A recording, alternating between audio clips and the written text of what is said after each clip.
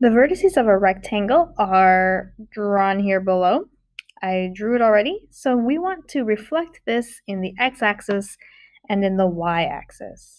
Now, it's good to remember when we want to reflect in the x-axis, we actually need to change our y coordinates. So it would kind of look like this. If you have your xy, that would change to x negative y, just meaning that the y is going to be the opposite of whatever you are doing. So this is for the x-axis. So let's try that.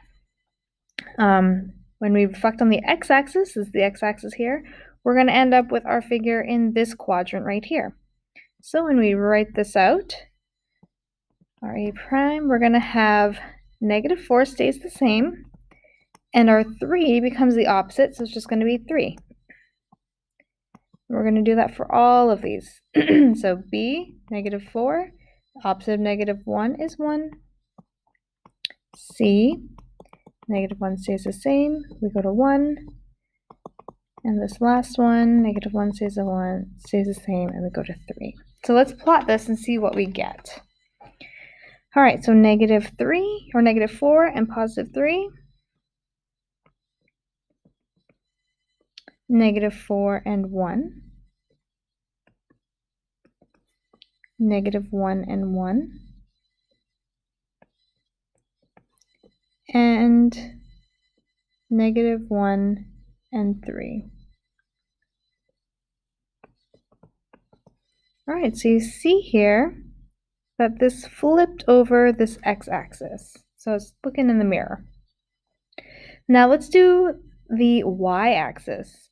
When we want to do the same thing in the y-axis, we just do the opposite. So our xy becomes negative x and y, meaning that our x is just the opposite. So let's try that here. So negative 4, the opposite of negative 4 is 4, and our y stays the same. Same thing here.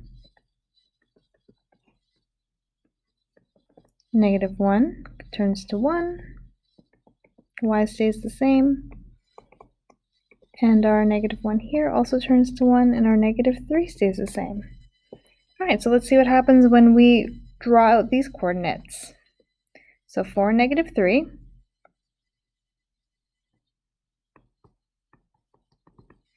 4 and negative 1. C negative, or 1 and negative 1. And 1 and negative 3. And there you have it. It's now reflected in the y-axis.